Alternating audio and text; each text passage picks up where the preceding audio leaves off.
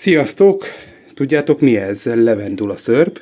Egy új módszert szeretnék kipróbálni, és hát így utólagosan elmondhatom, hogy nagyon-nagyon finom lett. Ezt a kis csavart, ezt mindenkinek csak ajánlani tudom.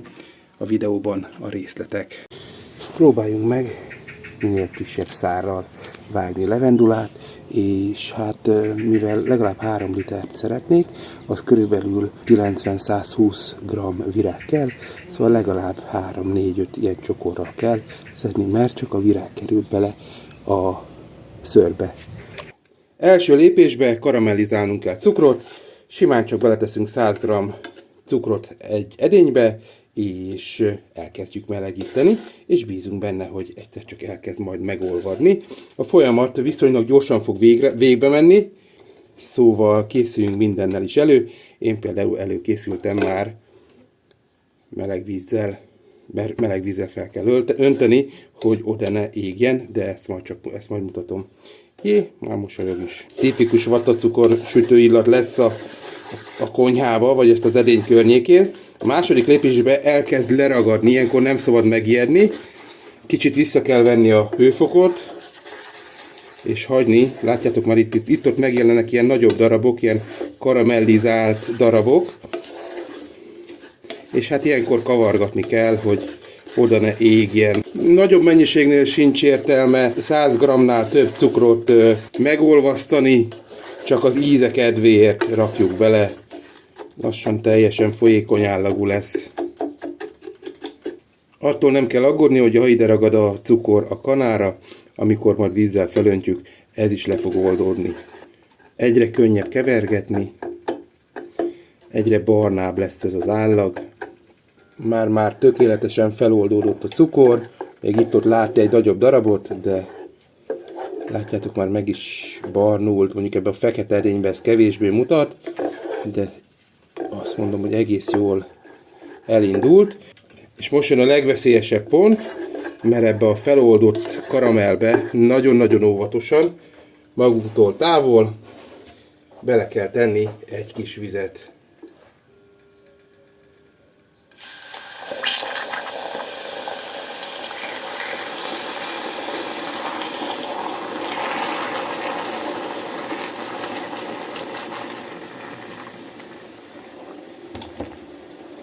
Karamell tökéletes, látjátok. Most, hogy feloldottuk a karamellt a vízbe, hagyni kell a vizet kihűlni, semmi más dolgunk nem lesz. Következő lépésben feloldunk cukrot vízbe, különben nem lesz szörp, vagy épp cukorhelyettesítőt, ha azt használunk. Én ilyen felesbe szoktam használni.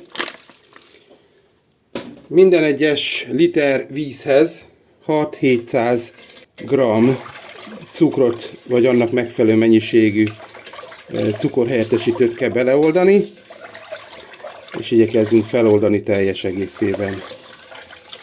Ha feloldottuk a cukrot, akkor biocitromot, vagy kezelés nélküli citromot kell bele karikázni. Én igazából ilyen cikkeket szoktam kivágni belőle, mert szerintem ez így sokkal praktikusabb.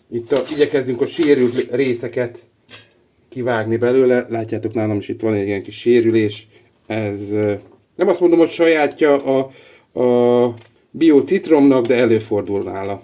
És hát következő lépés talán a legfontosabb, hogy a leszedett levendula virágokat megszabadítjuk a szárától, és bele húzzuk, szó szerint, szörplébe. Igyekszünk bogaraktól mentesen megtenni ezt. Érdemes emiatt kora reggel szedni, akkor viszonylag kevesebb bogár található a levendulába. Most, hogy beleraktuk a levendulát, én beleöntöttem a karamellt is. Látjátok, már ilyen karamelles színe lett, ilyen kis barnás színe lett. Benne van a citrom. És most jön az igazi csavar. Teszünk bele gyömbért. Én imádom a gyömbért és a levendulát együtt. Amikor megtudtam, hogy lehet a szörpbe gyömbért tenni, hát nagyon-nagyon megörültem. Vagy lereszeljük a gyömbért, vagy, mint ahogy én csinálom, nagyon apró darabokra vágjuk. Beleillesztettem a gyömbért is.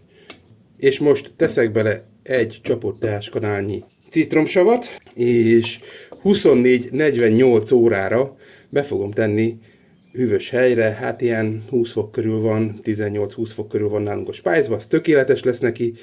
Minél tovább tartjuk, annál jobban ki fog oldódni a levendulának ez a lilás, hát inkább rózsaszínes színe, majd meg fogjátok látni, hogy milyen gyönyörű színe van, és utána jön a következő lépés, a palackozás. Na, eltelt 36 óra, látjátok, hogy egy kicsit összeesett a levendula virág, azaz egy dolgunk, hogy most gyorsan átszűrjük.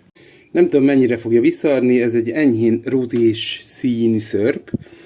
Beletettem ugyebár a karamelt, azt kicsit megbarnította, de mivel 36 órán keresztül ázott benne a levendula, elég jó ilyen kis rozé színe lett. És ilyenkor érdemes megkóstolni, mert ha kicsit kevés a cukor benne, és szerintem még egy szörphöz képest kevés, akkor ilyenkor még bele lehet tenni, és fel lehet dúsítani vele jól a szörpöt, mert hát a szörpnek a lényege, hogy minél több cukor legyen benne. Szóval én most még rakok bele egy jó fél kiló cukrot, hogy tényleg a szörp ízű legyen. Amúgy nagyon-nagyon kellemesen érződik a levendula, nagyon-nagyon kellemesen érződik a citrom és a karamell. Nem hittem volna, hogy a karamell, ilyen kevés karamell is ilyen jól kiérződik majd belőle, és nagyon-nagyon érdekes, hogy ilyen kis, hát hogy mondjam, ilyen kis kellemes íze van, ilyen kis csípőssége van a gyömbértől, szóval én nagyon-nagyon örülök, hogy beletettem, és hagytam benne ilyen sokáig ázni. Lehet, hogyha felfőztem volna, akkor a gyömbér sokkal jobban érződne, viszont ha felfőzöm, levendula az ilyen szappanossá válna, és szerintem az nem finom. Szóval én azt mondom, hogy az aroma benne van, az a szappanos íz az nincs benne, és benne van a gyömbér, benne van a citrom, benne van a karamell, szóval szerintem ez eddig a legtutibb levendula szörpöm. Felforrt a szörpünk, látjátok, egy viszonylag nagy kimosott üvegbe fogom feltölteni. Először, mint mindig, egy kicsit töltök csak bele, hogy hagyjam, hogy az üveg átmelegedjen.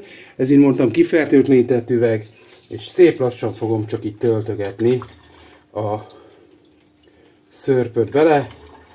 Hagyom, hogy átvegye a hőmérsékletet, nehogy véletlenül szétrepedjen a hőmérséklet miatt. És most meg kell tölteni teljesen csurig az üveget, mert amikor majd hűl, mert száraz dúszba fogom tenni, akkor úgyis majd összeesik egy kicsit a szörpünk. Látjátok, hogy kicsit még ki is folyik, ilyenkor teszünk rá egy celofánt, és így megtöltöm mind a 4 üveget. Na hát elkészültem vele, szerintem nagyon-nagyon szépen néz ki ez a enyhén rozés levendula szörp. Most beteszem száraz duncba, és 24-48 órán keresztül fogom ott tartani. Természetesen ez nálam továbbra is a hűtőtáska. Mindenkinek köszönöm, ha megnéztem, mindenkinek jó befőzést, jó levendula szörp készítést. Ha tetszett a videó, lájkold. Ha hasonló tartalmakat szeretnél látni, akkor iratkozz föl, nézz körül a csatornámon, mert nagyon-nagyon sok videó várja, hogy megnézzed. Jó egészséget, sziasztok!